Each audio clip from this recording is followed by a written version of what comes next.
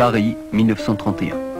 Une loi du Parlement français vient de confier à Marcel Griaule la direction d'une mission scientifique en Afrique. L'exposition coloniale va ouvrir ses portes. Allez, vous allez lire après moi.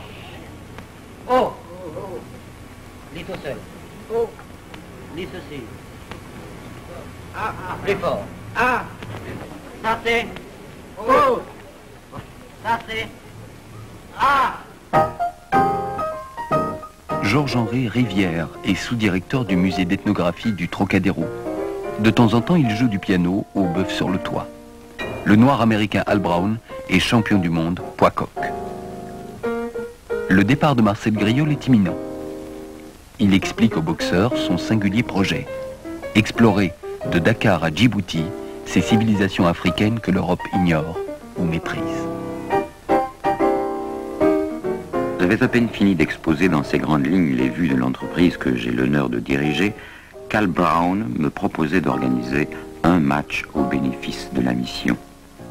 Cette étude des traditions, des usages, des techniques et des rites qui est l'objet des sciences ethnographiques ne sépare pas autant qu'on pourrait croire le chercheur qui s'y livre de l'homme de sport.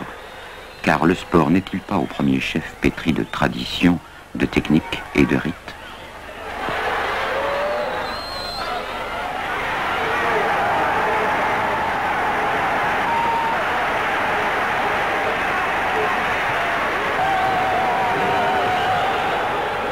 Al Brown ne fait qu'une bouchée de son adversaire. La mission Dakar-Djibouti prend le large un mois plus tard, à Bordeaux, le 19 mai 1931. Elle s'apprête à parcourir 20 000 kilomètres, de l'Atlantique à la mer Rouge. Griaule espérait filmer le voyage. Il avait pressenti un jeune cinéaste débutant, Henri Storck. Storck hésite, car sa santé est fragile. C'est le premier rendez-vous manqué de l'ethnographie et du cinéma.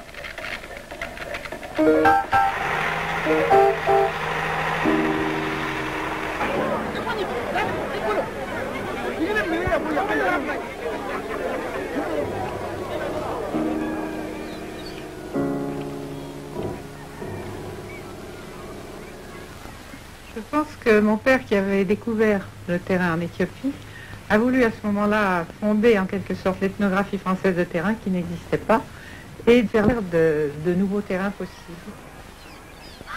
4 mois après avoir quitté Dakar, la mission Griaule découvrait le pays d'Ogon dans l'actuelle République du Mali, alors colonie française.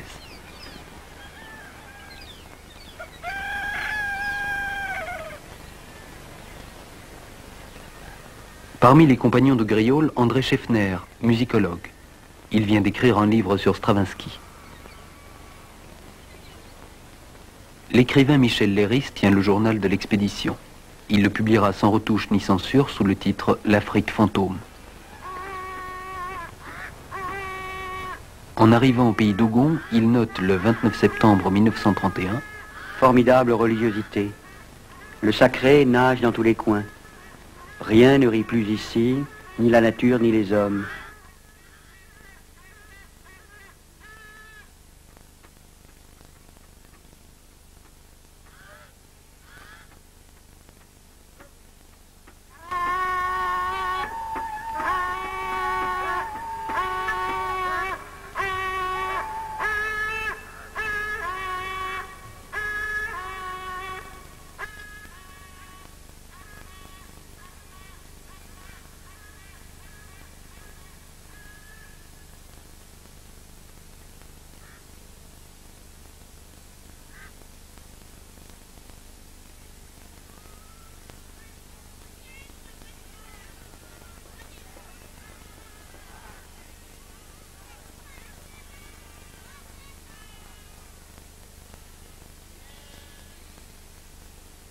À Sanga, le chef Doumerou Dolo fait un accueil cordial à l'expédition.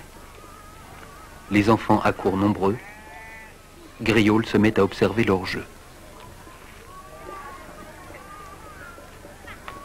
En 1931, quand Griaule est arrivé, j'avais l'âge de ces deux garçons.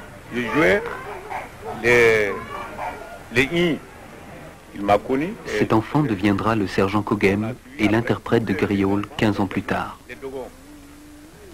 Le jeu de 1 comporte 12 trous représentant les 12 mois de l'année. En jouant avec des graines, les enfants imitent le mouvement de Dieu dans l'univers. Ils déplacent les étoiles dans le ciel. Marcel Griaule revient chez les Dogons en 1935 avec une nouvelle équipe. Denis Paume et Deborah Lifshitz séjourneront 10 mois dans la falaise.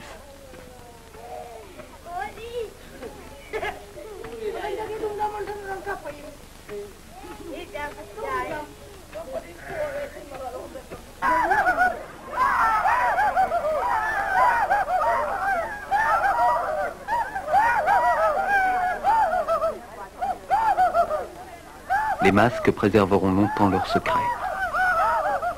Marcel Griaule n'est encore qu'au début d'une enquête difficile.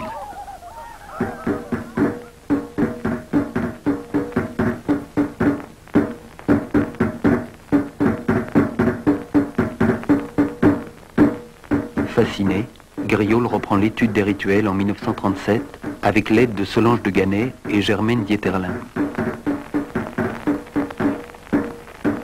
De retour à Paris, il défend une thèse sur les masques Dogon à la Sorbonne. Il obtient le premier doctorat d'État en ethnologie. La guerre interrompt les recherches dans la falaise de Bandiagara, où l'ethnographie française est née comme entreprise collective.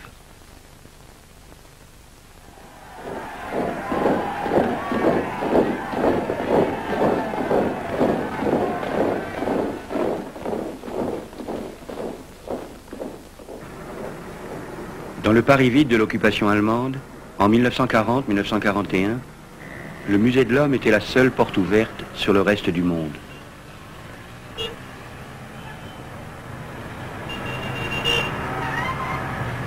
Une ou deux fois par semaine, avec Jean Sauvy et Pierre Ponty, nous quittions l'école des Ponts et Chaussées de la rue des Saints-Pères pour grimper à vélo, à travers les avenues silencieuses et mornes, la colline de Chaillot. Et, si l'on avait de la chance, cet après-midi, Marcel Griaule, à propos des champs de bataille d'Afrique, parlait pendant 1 heure des enfants Dogon qui jouaient avec des étoiles. À cette école buissonnière, hors d'une ville pestiférée, hors du temps de la honte, Germaine Dieterlin, à la lanterne magique, nous passait les photographies de pays perdus.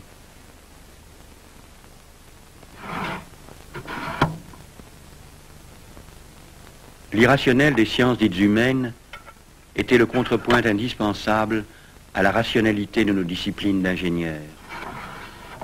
Et, à ce double collège singulier de la résistance des matériaux et du faux semblant des masques Dogon, nous nous sentions parfaitement à notre place, en marge.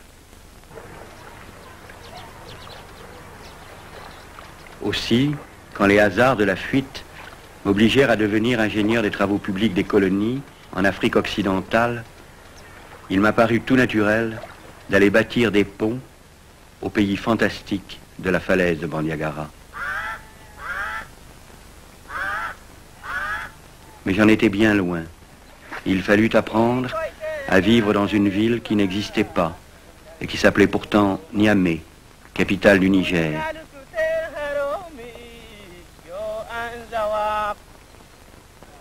Alors, comment ne pas avoir sombré dans le désespoir?